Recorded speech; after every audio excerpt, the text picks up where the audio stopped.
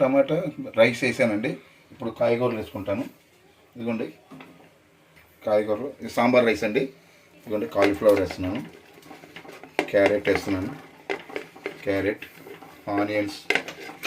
Onions, ముల్లంగి, capsicum, పచ్చిమిర్చి, కరివేపాకు వేస్తున్నాను.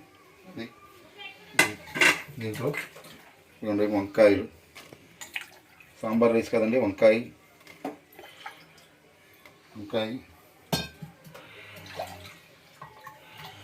బంగాళదుంపలు రెండు బంగాళదుంపలు వేసిన. దీంట్లో వాటర్ ఇవ్వండి, 2 గ్లాసు బియ్యం వేసుకున్నాను.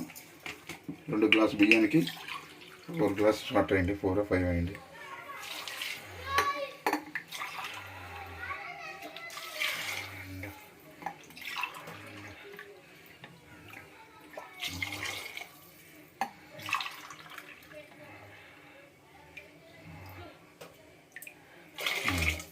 నాలుగు గ్లాస్ వాటర్ అండి, 4 గ్లాసులకి కొంచెం, ఎందుకంటే అది పలసగా రావాలి కదా, దానికోసం. మళ్ళీ ఆన్ చేసి పెట్టాము.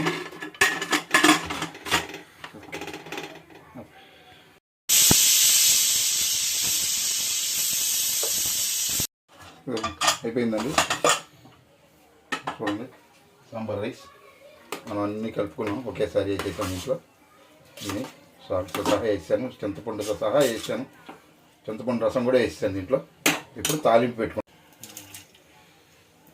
వేసేస్తున్నాను.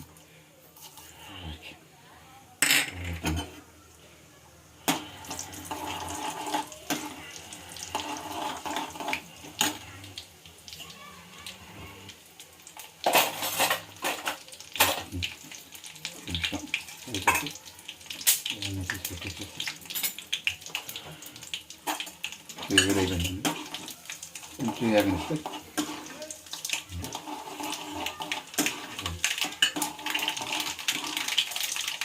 మిరపకాయలండి, మిరపకాయలు, ఉల్లిపాయలు, తాలింపుకండి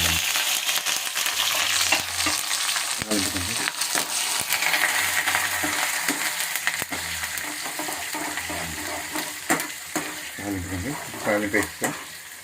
కొంచెం ఎగితే